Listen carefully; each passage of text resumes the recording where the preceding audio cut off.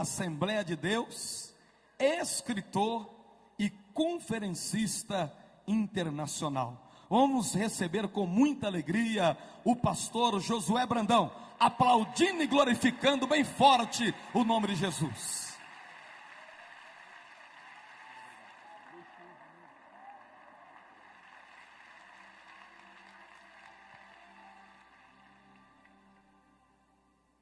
Louvado seja para sempre o nome bendito e santo de Jesus, porque dele e por ele e para ele são todas as coisas.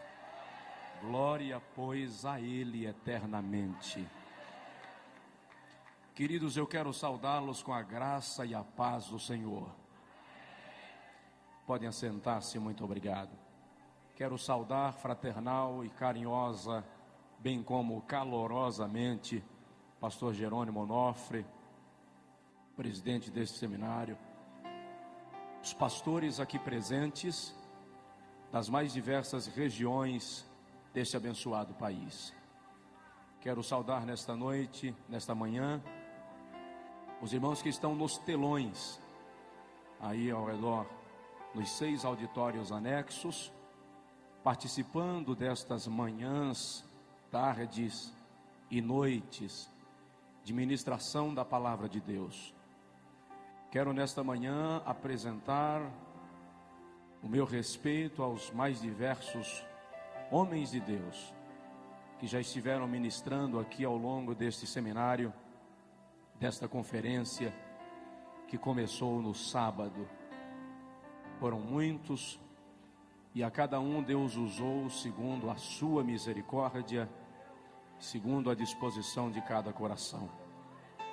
Deus continue abençoando pastor Jorge Linhares, pastor Silmar, pastor Marco Feliciano, pastor Abílio Santana, pastor Jerônimo, os outros pastores que ministraram, pastor Nelson Rocha, nosso amigo e companheiro, todos os pastores que ministraram aqui nesse seminário.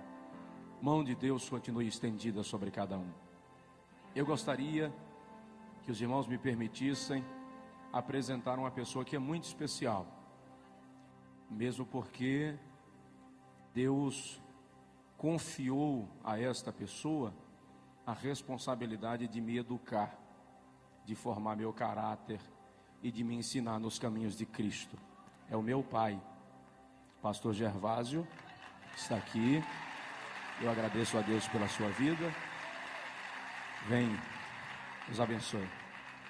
Vem da Bahia, onde nós moramos e servimos ao Senhor, sim. Eu estou vindo de Macapá e São Luís esse final de semana para compartilhar com os irmãos da palavra de Deus. Eu quero, antes de fazer a leitura bíblica, expressar os meus sinceros agradecimentos ao pastor Jerônimo e à sua equipe pelo privilégio que nos deram de convidar-nos para participar desse seminário e cooperar aqui, colaborar com o reino de Deus e engrandecer o nome de Jesus, porque somente Ele é digno. Deus abençoe. Quero também pedir oração por nós, pela minha casa, pela minha esposa, pelo nosso filho, para que Deus continue nos guardando, nos abençoando, nos dirigindo, segundo a sua misericórdia.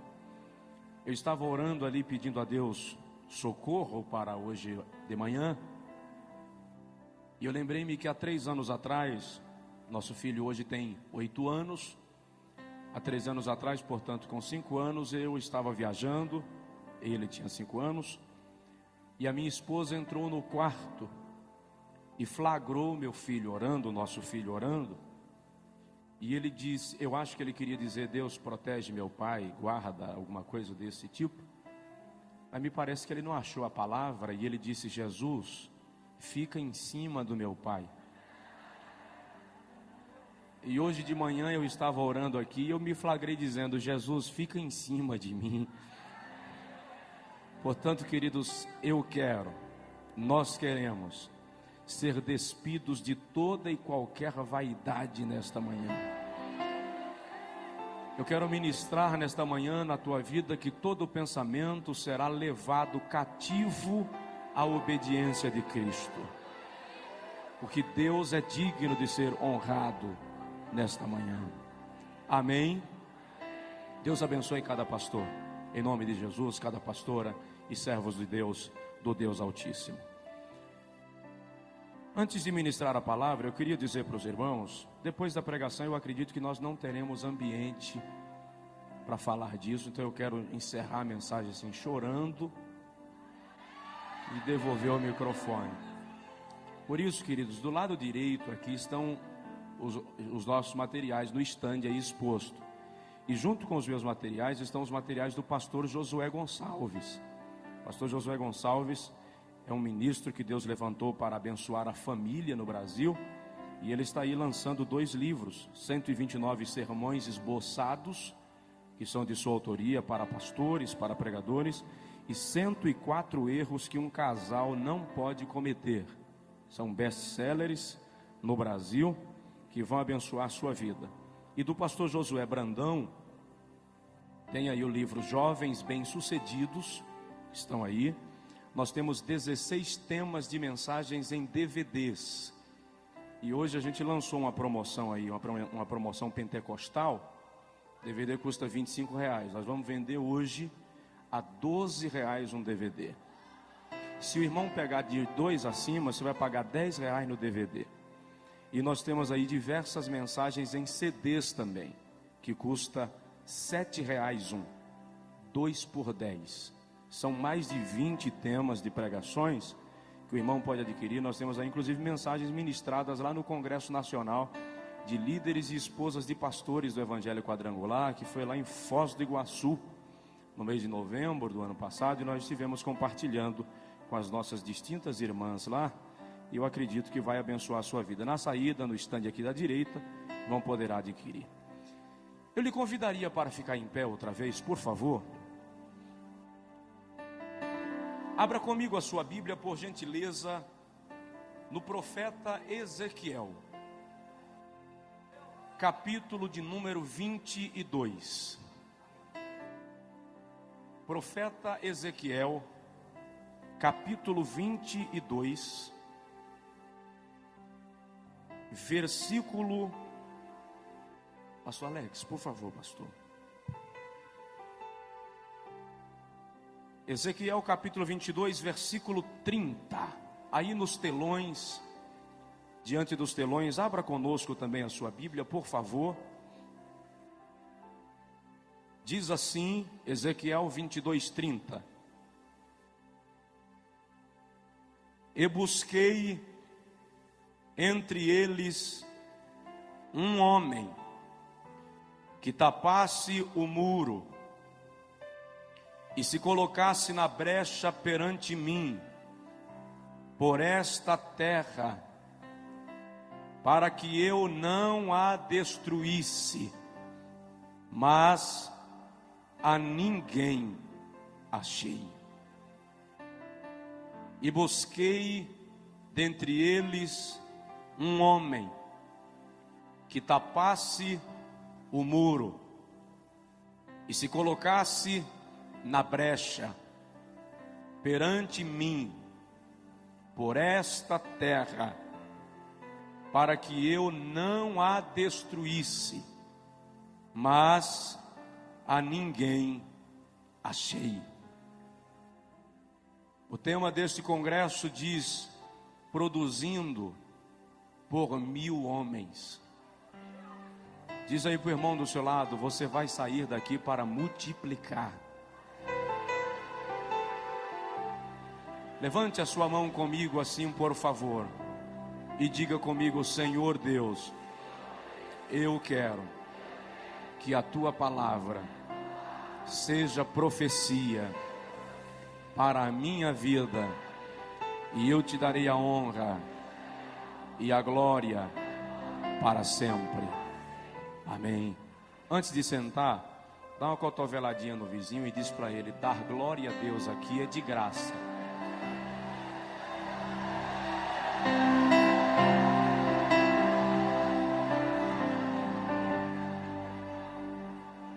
Pastor Alex, que esteve em contato comigo, pastor Germano, muito obrigado, amados. Deus abençoe.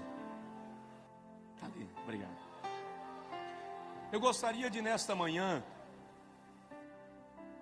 refletir com os irmãos sobre o homem que Deus procura. O homem que Deus procura. O profeta Ezequiel exerceu o seu ministério entre os cativos de Judá, que estavam na Babilônia por conta dos pecados e falta de arrependimento da nação. No capítulo 3 do livro do profeta lido, quando o Senhor Jeová o chama para profetizar ao povo, o Senhor também deposita sobre Ezequiel um grau de responsabilidade, na qual o Senhor diz ao profeta: se eu te mandar falar a alguém sobre o seu pecado, e tu não falares, e ele morrer na sua transgressão, o seu pecado ou a sua alma eu requererei de ti. Mas se eu te mandar falar e tu falares, e o ímpio não se converter e morrer no seu pecado, dele próprio requererei a sua alma. O capítulo 22 de Ezequiel, precisamente, retrata-nos um dos momentos mais caóticos da história de Judá e expressa-nos um desalento divino. Quando Deus faz uma observação em todo o contexto judaico, em busca de alguém que pudesse representá-lo diante do povo, e que pudesse representar o povo diante dele. E o Senhor observa que toda a nação havia se corrompido. Filhos não obedeciam aos seus pais. Genros, noras, sogros e sogras já não tinham parâmetros morais. A nação estava completamente submersa na idolatria. As três principais classes de pessoas em Israel eram os reis, profetas e sacerdotes. E o Senhor foi à corte em busca de um rei, de um príncipe, de algum descendente da linhagem real, que pudesse representar o povo. Mas o texto diz que os príncipes estavam com as mãos manchadas de sangue, tomados pela violência, pela injustiça, pela corrupção. Então Deus deixa a corte e vai ao templo, em busca dos sacerdotes. Os sacerdotes eram representantes de Deus, ou representantes do povo diante de Deus. Mas o Senhor se surpreende quando observa que os sacerdotes também não eram fiéis. Eles ofereciam manjares detestáveis no altar de Deus. O seu sacrifício era rejeitado por Deus. Como os sacerdotes não estavam em condição de representar o povo na brecha, o Senhor então vai às montanhas em busca dos profetas. Enquanto os sacerdotes eram representantes do povo diante de Deus, os profetas eram representantes de Deus diante do povo. Mas o Senhor observa que os profetas eram mentirosos, transmitiam mensagem a bel prazer, para agradar as pessoas que lhes ouviam. É quando o Senhor percebe que nem reis, nem sacerdotes, nem profetas estavam em condição, que ele cochicha com Ezequiel e lamenta.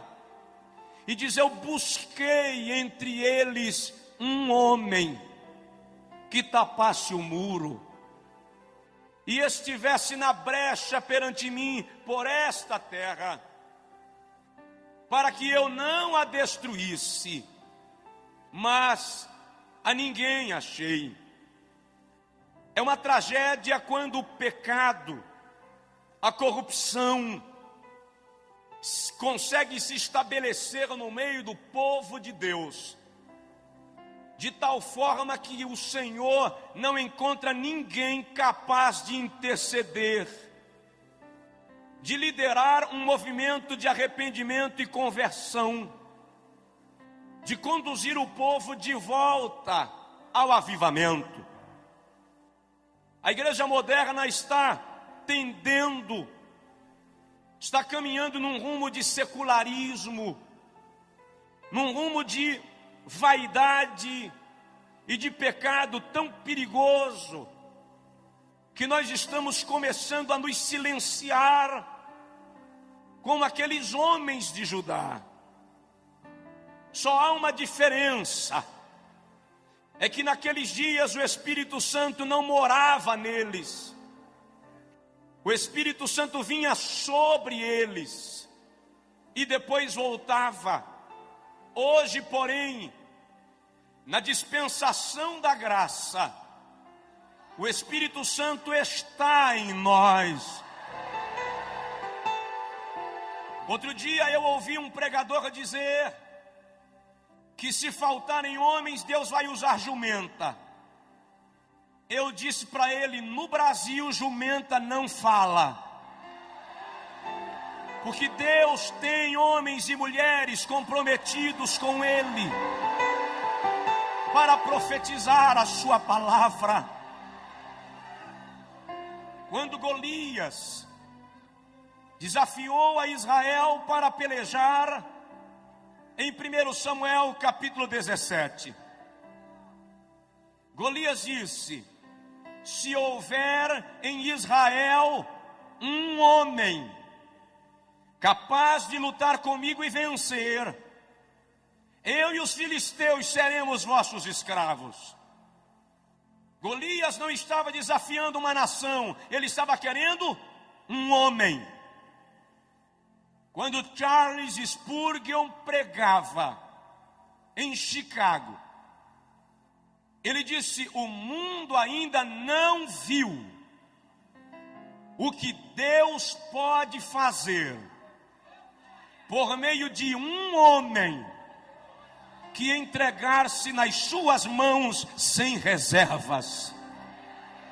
Levantou-se um jovem do final do auditório, veio em direção ao pregador, de pequena estatura, rechonchudo, e ele disse ao pastor Spurgeon: eu quero ser este homem que o senhor acaba de falar.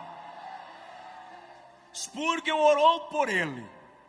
Dwight Lyman Moody é o nome daquele jovem que antes de morrer ganhou para Jesus mais de 1 milhão de almas. Deus está procurando um homem. Quando a seleção brasileira vai jogar, o Brasil para.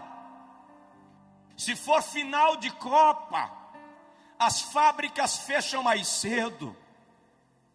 Na Copa lá do Oriente, quando os jogos eram transmitidos aqui pela madrugada, eu vi aeroportos lotados diante de televisores, terminais rodoviários, gente que não dormia de madrugada para assistir o jogo do Brasil. Se 11 homens atrás de uma bola conseguem parar uma nação, imagina uma igreja cheia do poder de Deus, o que é capaz de fazer. Ei, macho, rei macho de cova. Deus está procurando alguém. Mas que tipo de homem Deus procura? Procuraria Deus um galã para representá-lo nos púlpitos das igrejas. Não, absolutamente, Deus não é diretor de novelas. Procuraria Deus um homem esteticamente perfeito para representá-lo? Não, Deus não é estilista. O homem que Deus procura, em primeiro lugar, tem que ser arrependido como Isaías. Quando o profeta Isaías escreve o capítulo 6, ele diz: no ano em que morreu o rei Uzias, eu vi o Senhor em um alto e sublime trono, e a orla do seu manto cobria os umbrais, e a casa se encheu de glória. E Isaías diz: eu vi serafins. A palavra serafins significa ardentes, aquele que está em chamas. E Isaías diz que os serafins com duas asas cobriam os rostos em reverência à santidade de Deus. Com duas asas cobriam os pés em reverência à missão da igreja. E com duas asas voavam numa disposição de servir. E diziam: Kodesh, Kodesh, Kodesh Yahvé Sabaoth, Santo, Santo, Santo é o Senhor dos exércitos. Aqui e nos auditórios anexos do telão, levante a mão comigo, por favor. Vamos juntos. Santo, Santo, Santo é o Senhor dos exércitos.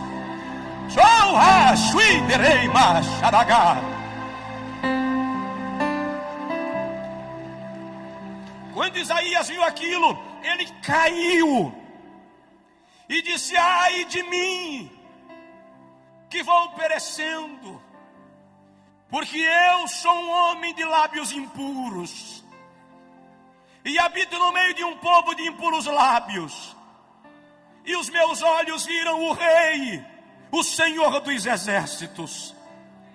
Quando ele prostra-se, ele vê que o anjo voa do altar com uma tenaz e uma brasa nela, e toca nos lábios do profeta, e diz: perdoado é o teu pecado e a tua iniquidade retirada. É aí que Isaías ouve o Senhor declarar: a quem enviarei? E quem há de ir por nós? Deus não pode usar um homem que não se arrepende. Sinceramente, querido, Deus não espera que você não peque. Deus não espera que você não falhe. Mas Deus espera que você não permaneça no pecado. Salmo 32:5, o salmista diz: confessei-te o meu pecado e a minha iniquidade não encobri. Salmos 66, 18 e 19, ele diz assim: se eu tivesse guardado o pecado no meu coração, o Senhor não teria me ouvido, mas graças a Deus que o Senhor atendeu a voz da minha oração. Nós estamos vivendo dias distintos de Deus, que o Espírito Santo vai gerar na igreja uma sede de pureza, de santidade, que vai fazer com que o pecado comece a sair de entre nós. Ninguém se engane, a figueira vai balançar, o dono da casa vai varrer a casa, e vai achar a dracma perdida, e vai nos comprometer mais com ele. A Bíblia diz que há 2 advogados que trabalham 24 horas em torno do nosso nome. Está escrito em Apocalipse capítulo 12, versículo 9, que Satanás, de dia e de noite, nos acusa diante de Deus. Mas está escrito na primeira epístola de João, capítulo 2, versículo 1, que se pecarmos, Temos um advogado perante o Pai, Jesus Cristo, o justo. E eu entendo, é possível que hajam advogados aqui. Eu entendo que quando Satanás chega lá em cima e diz: meritíssimo juiz, o Josué falhou.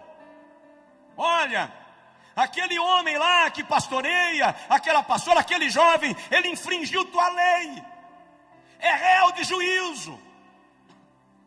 Quando o juiz pega a sentença e olha, o nosso advogado de defesa bate a mesa e diz: protesto meritíssimo, eis nas minhas mãos marcas dos cravos e do lado marca da lança, por onde derramei sangue para purificar este homem, essa mulher. Dá uma sacudida no teu vizinho e diz para ele: alegre-se, Jesus lhe perdoou. Alegre-se, Jesus lhe perdoou. Ora madre de baixo e derramando managá. Obrigado. Segundo lugar, Deus está procurando um homem quebrantado como Jeremias. O Senhor não suporta dividir sua glória com ninguém. A glória é uma propriedade exclusiva de Deus. Salmos 51, 17, o salmista diz: o sacrifício aceitável a Deus é um coração quebrantado.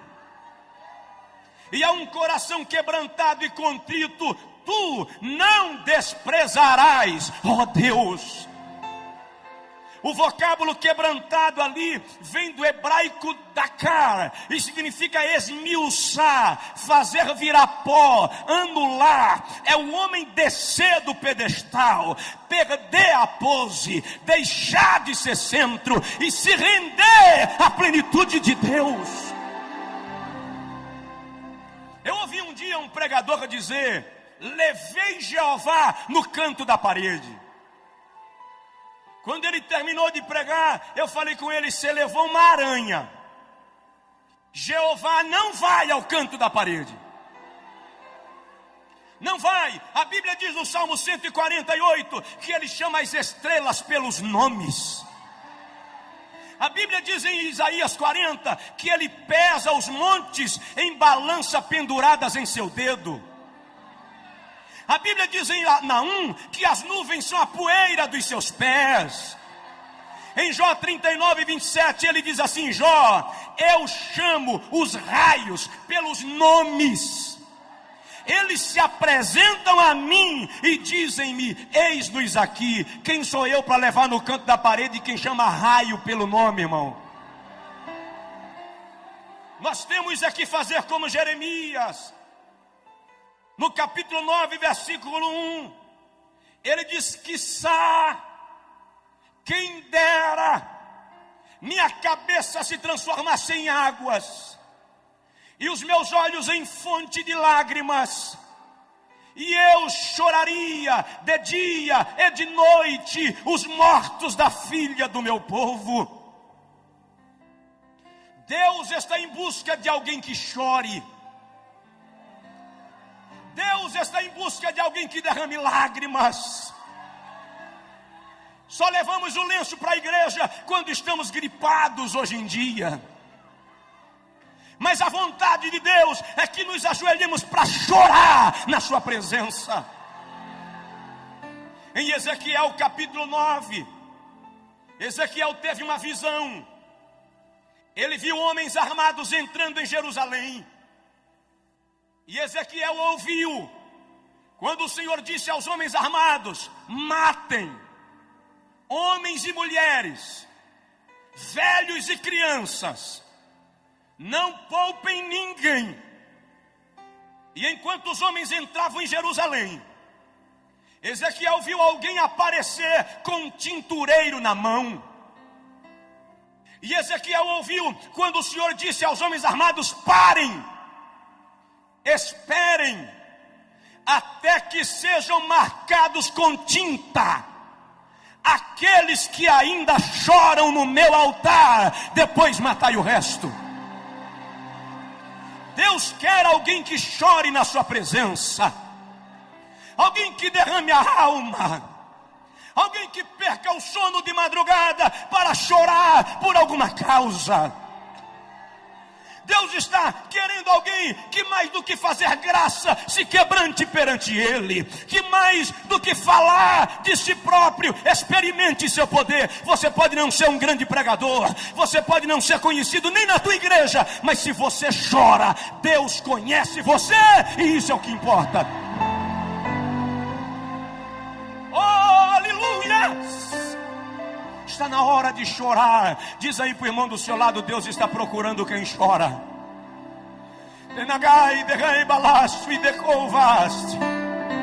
Romanos 12:15, a Bíblia diz: chorai com os que choram.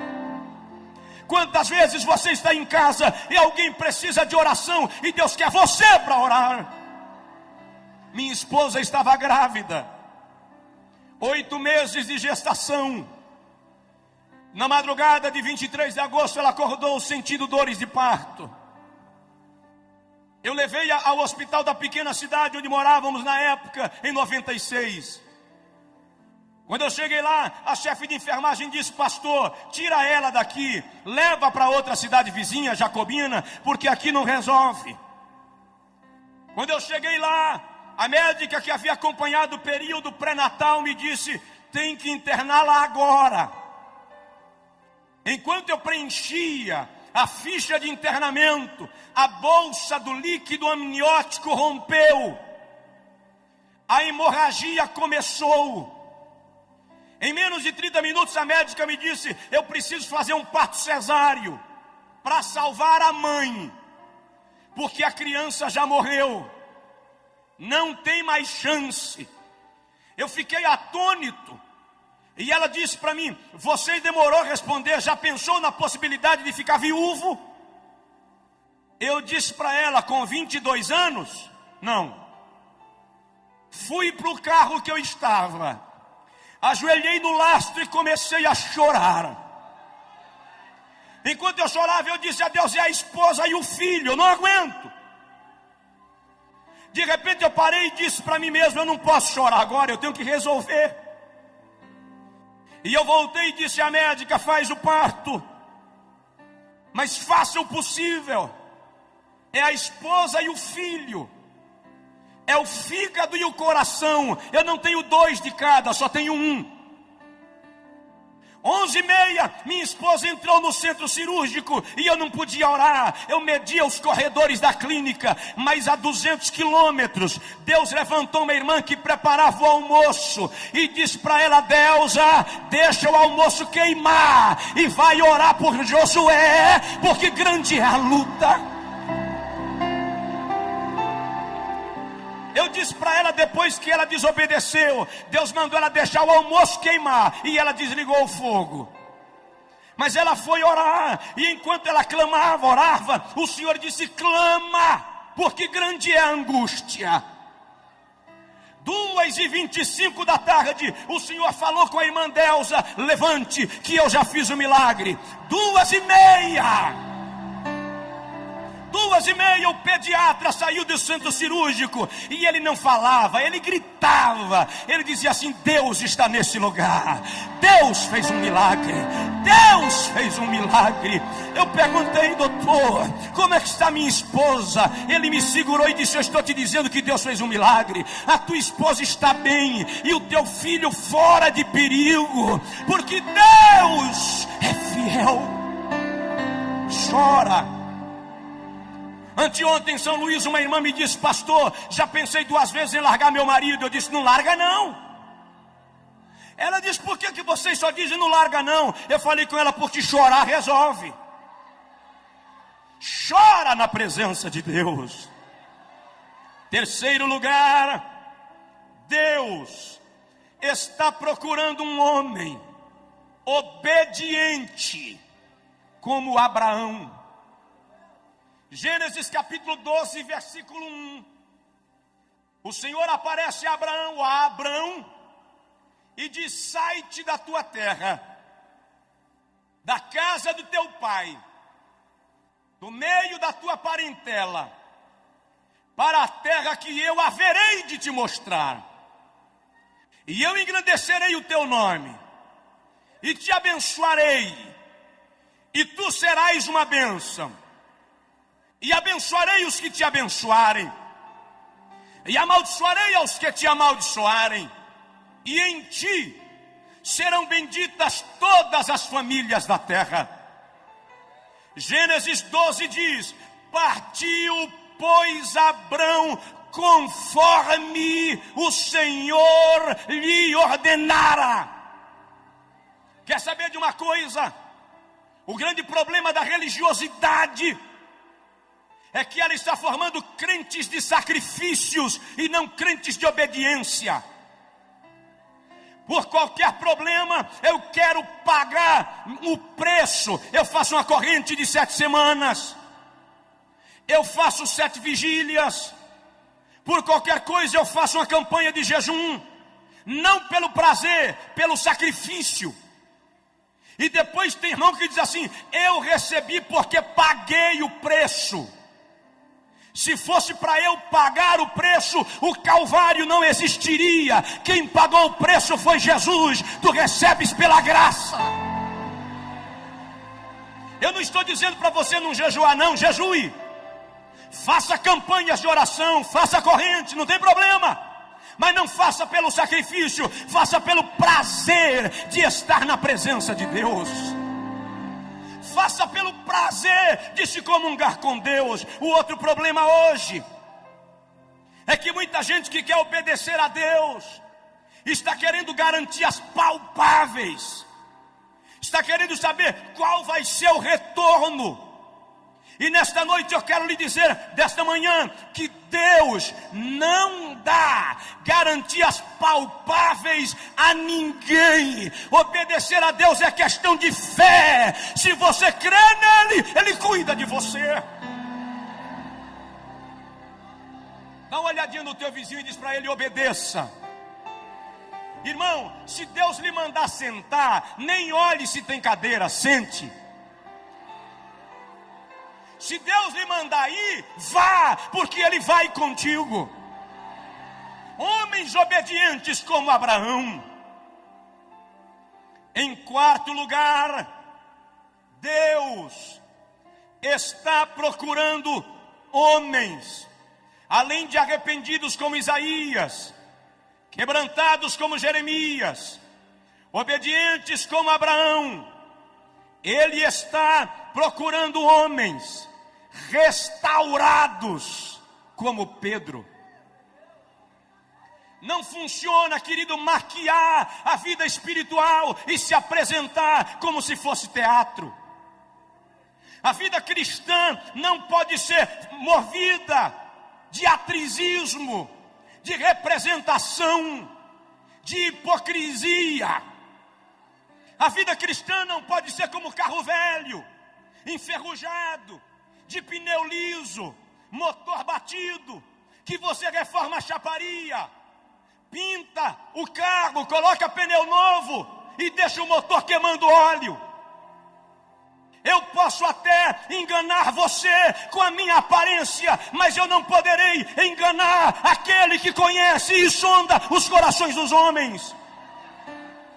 É por essa razão que Deus quer nos restaurar de dentro para fora. Eu lembro agora de um grande amigo de Jesus, Pedro. Pedro falhou feio com Jesus. Jesus estava sendo julgado e Pedro estava se aquecendo lá fora. De repente alguém olhou para Pedro no meio do círculo e disse: você parece com o Nazareno. Pedro disse: nunca ouvi falar. Saiu para o vestiário. Quando chegou lá, a empregada de Pilatos, arrumando os armários, olhou para Pedro e disse: eu acho que já vi você andando com o Nazareno.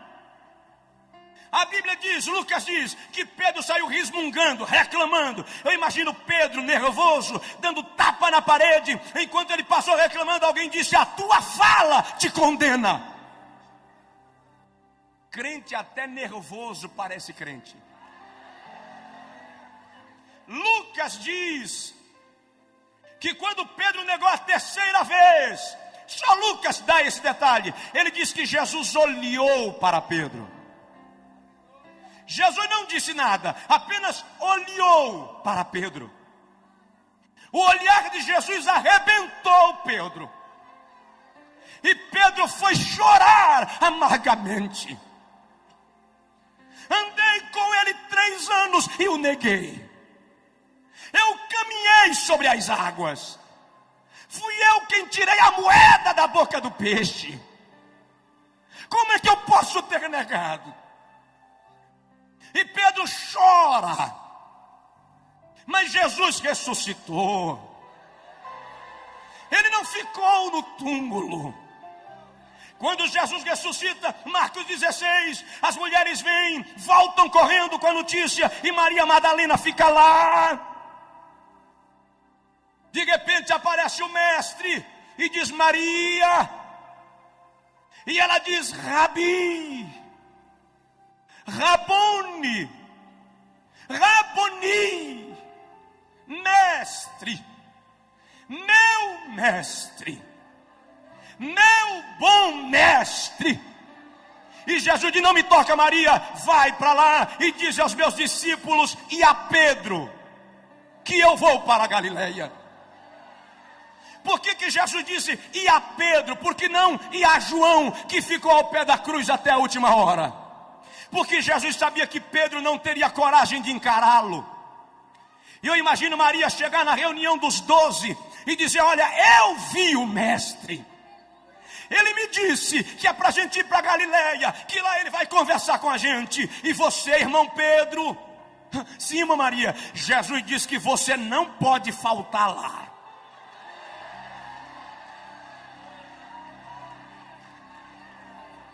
Em João capítulo 21, quando Jesus chega à beira do mar da Galileia, Pedro e João estavam pescando. Alguém gritou da praia, Pedro, João, é o mestre. João pulou dentro da água e veio em direção ao mestre. Pedro pulou dentro da água e se escondeu atrás do barco. Ele não tinha coragem de ver Jesus. Mas Jesus ficou lá fora comendo peixe com mel, esperando Pedro voltar. Quando começou a esfriar e Pedro não aguentou mais ficar lá, ele gritou, João, joga minha capa. Diz aí para o teu vizinho, Deus espera você. Ei, racho, leanda lagar. Tem gente que veio para esse congresso arrebentado por dentro, fragmentado. Deus estava esperando você aqui. Pedro saiu meio sem graça, não se envolveu com o grupo, ficou meio de fora, todo mundo comia peixe. De repente Pedro se sente à vontade, vai lá, tira um pedacinho do peixe. Quando ele vai pegando, Jesus diz, Pedro, João 21:15. Pedro disse, sim, mestre, você me ama? Pedro para e diz, Senhor, eu gosto de ti. Na versão portuguesa está eu te amo, mas o amor fileó é gostar. Jesus diz, tá, Pedro, come o peixe. Pedro come, se sente já meio à vontade, vai pegar de novo um pedacinho de peixe. Quando vai pegando, o mestre diz, Pedro, sim senhor, você me ama, Pedro? Senhor, eu gosto muito de ti, agapaó. Come, Pedro. E Pedro vai comendo e vai se envolvendo. Quando ele vai de novo, o mestre diz, Pedro, sim, Senhor, você me ama? A Bíblia diz que Pedro entristeceu-se. Mas aquela tristeza é porque Jesus atingiu a ferida de Pedro. Jesus chegou no problema de Pedro. Ele tirou o cascão. Pedro olhou para o mestre e disse: Senhor, tu sabes que eu te amo. Jesus estava restaurando Pedro. Jesus estava refazendo a vida de Pedro. Depois é Pedro que aparece em Atos 3,19, num dos versículos mais belos das pregações de Pedro, quando ele diz: convertei-vos e virá os tempos do refrigério. Tempo de refrigério no original grego é tempo de restauração. Deus não lhe chamou para viver despedaçado e no prejuízo da fé. Ele quer restaurar a tua vida.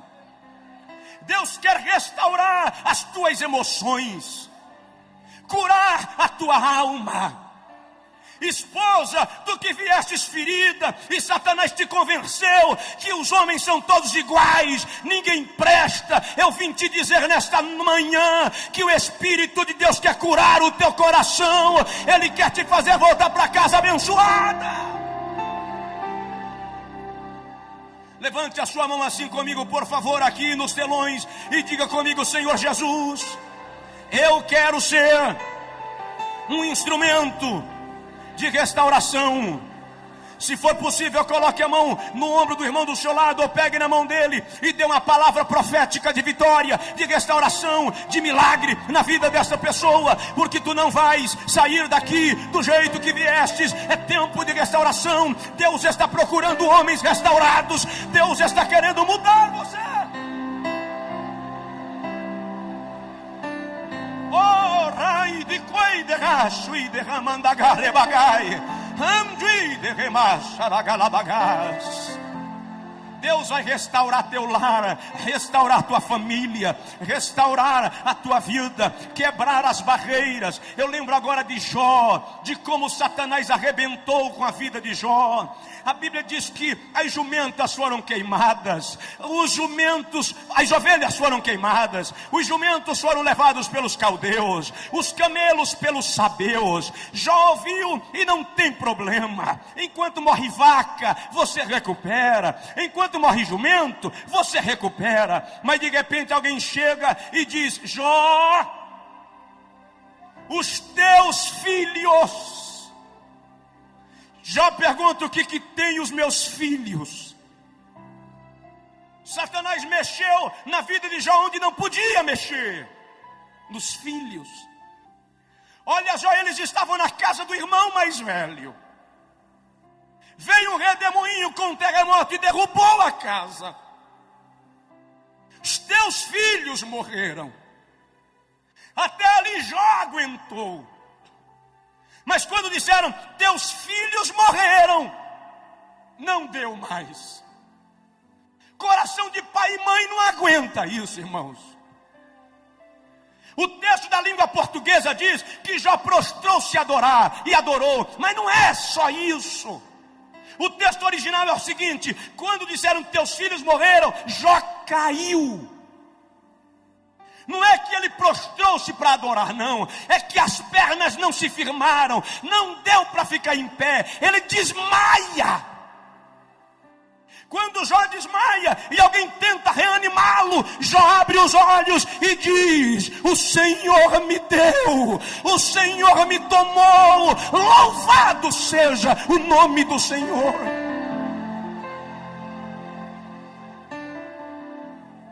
Depois Satanás fere a Jó de úlceras malignas, da planta do pé à cabeça. No capítulo 6, Jó diz que até na sua boca haviam tumores purulentos. De repente Elifas chega e diz: Jó, eu tive um sonho pavoroso. Eu vi um bicho, Jó. A fisionomia eu não discerni, mas era um vulto. Capítulo 8. E eu me amedrontei, e os meus cabelos se arrepiaram. Quando Satanás viu que Jó não blasfemaria, ele disse ao anjo da morte: ronda Jó, Não tem macho que não estremeça quando o gelo da morte lhe bate o corpo. Quando Jó sentiu o gelo da morte, capítulo 13, versículo 15, ele diz: ainda que ele me mate, eu ainda esperarei no Senhor.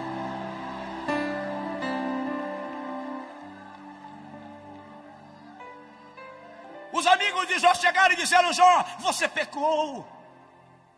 Você deve ter feito algo grave para estar nessa situação. E eles começam a discorrer sabedoria. E o livro de Jó é um dos mais ricos em sabedoria e em ciência. Enquanto eles falam, Jó olha para eles e diz: vocês são inteligentes. Vocês sabem de muitas coisas. Mas eu sei de uma que vocês não sabem. Jó, nessa situação, você consegue saber de quê? Eu sei que o meu Redentor vive, e um dia ele se levantará sobre a terra. Dá uma sacudida no teu vizinho e diz: o Redentor se levantou para você. O Redentor se levantou para você. O Redentor se levantou para você. Eu já vou terminar. Oh, abagamanama, suite plas. Sabe de uma coisa que eu quero citar nesta manhã, que não estava naquilo que eu planejava, mas me veio agora. Diz aí para o seu vizinho: Satanás não pode tocar em você. Mas ele tocou em Jó, pastor. Vou lhe mostrar que ele não pode tocar em você. Eu li o livro de Jó versículo por versículo. Estudei versículo por versículo. Eu queria entender por que Deus permitiu aquilo.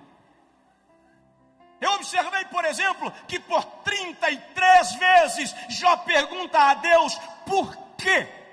Nem ele entendia. Por 16 vezes Jó lamenta o seu estado. No capítulo 16 ele diz: a minha face está inchada de chorar a falta daqueles que rodeavam a minha mesa, os filhos. No capítulo 11 ele diz: a minha pele se me apega ao corpo, porque aqueles que alegravam a minha casa já não estão comigo.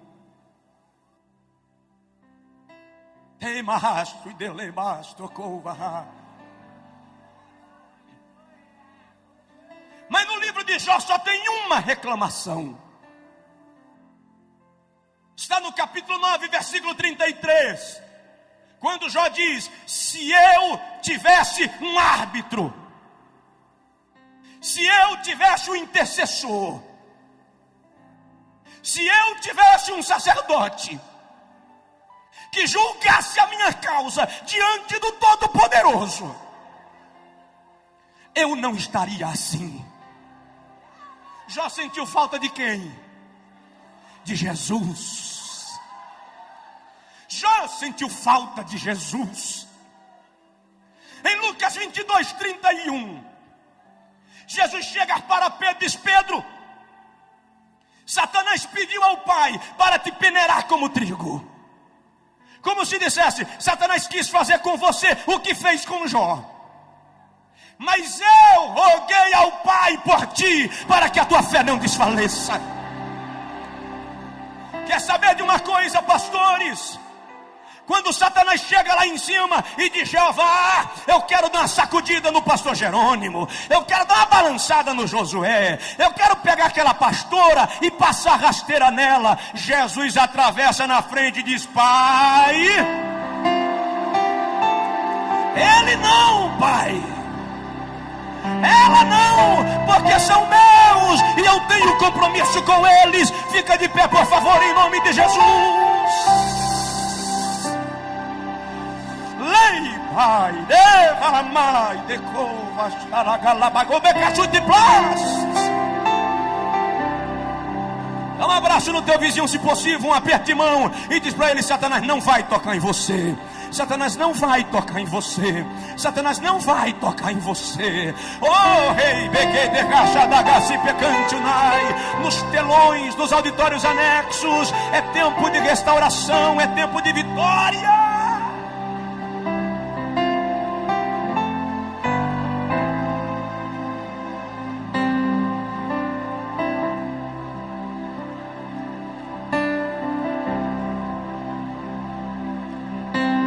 Vou terminar. Deus procura um homem adorador como Davi. Diz aí para o teu vizinho: a tua vida tem que ser uma adoração. Deus está procurando alguém que o adore. A Bíblia diz que o Pai procura verdadeiros adoradores que o adorem em espírito e em verdade. Eu não vou tomar mais tempo nesse tópico da mensagem, porque eu quero orar com você. Mas adorar é mais do que levantar a mão. Adorar é mais do que dançar. Adorar é mais do que pregar. Adorar é proskeneu, submeter-se, prostrar-se e homenagear. A minha vida tem que ser uma homenagem a Deus. O meu dia a dia tem que ser uma homenagem a Deus. Você não adora só quando está na igreja. Você adora quando paga suas dívidas. Você adora quando sai com a tua esposa. Você adora quando brinca com teu filho. Você adora na maneira de se vestir. Você adora na maneira de falar. Você adora porque Deus é digno de adoração. Sabe o que eu lembro agora? Apocalipse 4:8. João diz que 4 seres viventes do lado do trono dizem: Santo, Santo, Santo é o Senhor Deus nosso, o que era, o que é e o que há de vir.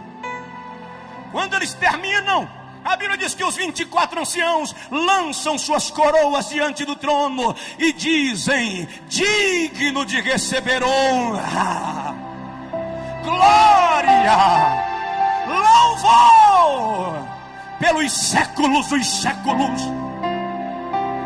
Quando eles terminam, a Bíblia diz que vem um coral de anjos, formado por miríades de miríades e milhares de milhares.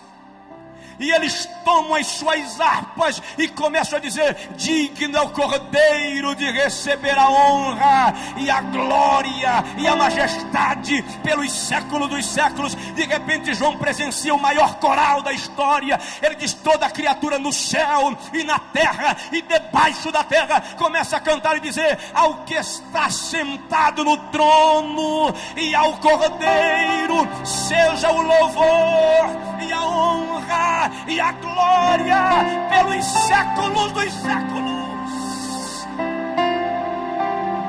De mão levantada, por favor, aqui e nos 6 auditórios anexos pelo telão.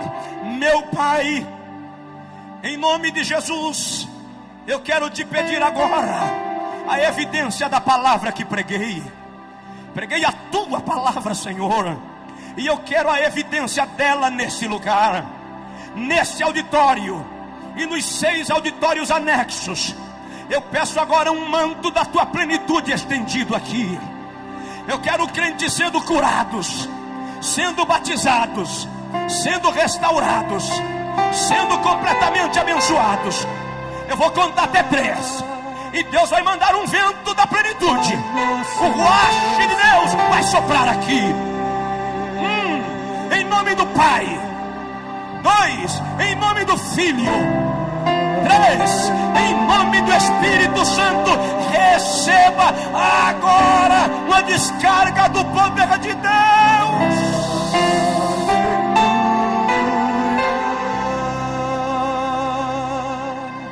Pai nosso Deus. Era bagai, de quem o te faça da garabaga. Deus está procurando um homem. Deus está procurando você. Ele te encontrou hoje de manhã. Receba a graça. Louve, adore, adore, adore. Adore, adore, adore, adore. Adore. Adore, adore, adore. Adore, apenas adore. Apenas adore, apenas adore. Tem gente que não está aguentando o poder de Deus, está ajoelhando, está caindo, está se prostrando.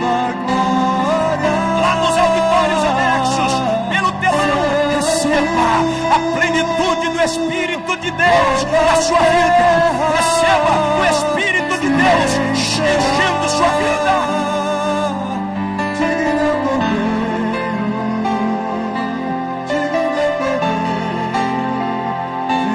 É tempo de cura, é tempo de restauração. Deus procura um homem, Deus procura alguém.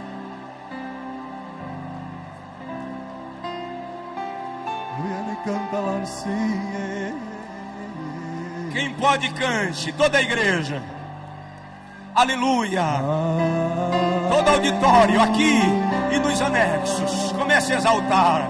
O Pai procura verdadeiros adoradores.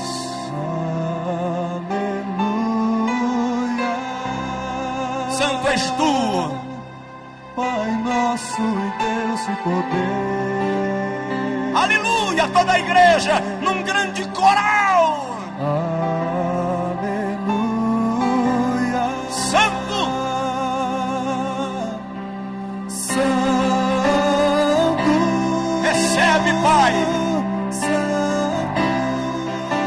Oh, triuno Deus Deus. de glória e de poder.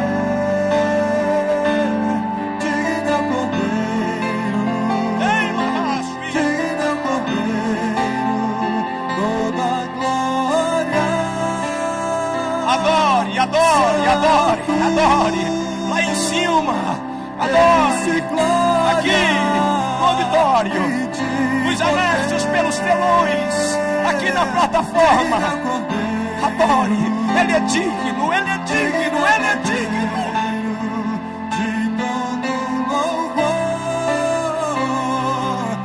Ei, Pai, venha, filha, paz. Deus de glória e de poder, digno é o Cordeiro, Oh, por favor, digno é o Cordeiro. por favor. Antes de eu devolver o microfone, aqui e nos telões, por favor, eu gostaria que você agora abençoasse com uma oração a vida da pessoa que está do seu lado. A Bíblia diz, sem contradição alguma, o menor é abençoado pelo maior. Maior aqui é Jesus. Nós somos apenas servos seus, filhos, amigos. Mas eu gostaria que você orasse pela pessoa do seu lado. Ministra sobre ele agora. Lá no telão vai haver uma corrente de poder de Deus neste lugar, que vai passar de vida para vida aqui. Deus está curando agora. Tem gente aí que está recebendo cura divina agora. Você vai sentir a mão de Deus tirando a enfermidade do teu útero. Vai sentir a mão de Deus tirando a enfermidade do teu corpo, do teu coração, da corrente sanguínea. Aleluia, pastor Jerônimo, pastores que coordenam esse seminário, a plenitude de Deus continue sobre as vossas vidas. A unção de Deus continue sobre vós. Pastores que ministraram nesse seminário, os que ainda estão aqui, os que já foram, a mão de Deus continue sobre vocês. Os que ainda vão ministrar, a graça de Deus venha sobre a vossa vida. Pai nosso e Deus. Ei, barabadagachei de gremacha da bagai. Aleluia, pastor Flamarion. Anibedagashi de randagabarrandagai. Adore, adore, adore, adore, adore, adore, adore, adore, adore. Santo, Santo, Deus de glória e de poder, digno é o Cordeiro, digno é o Cordeiro, de todo louvor, Santo, Deus de glória e de poder, digno é o Cordeiro.